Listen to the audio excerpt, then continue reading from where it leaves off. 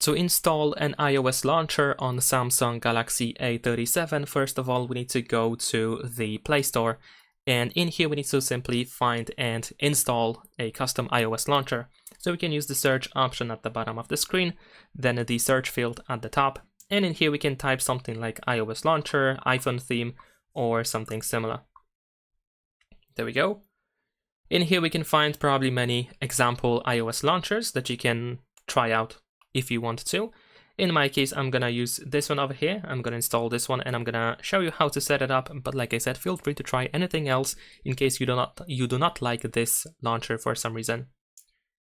So once the launcher is installed, we should be able to tap on open. The setup is very simple. We don't have to agree to share the information about our location, so we can tap on don't allow. For the rest is, of course, well, just like in the case of location, it's up to you if you want to allow or not. In my case, I'm going to allow everything in here.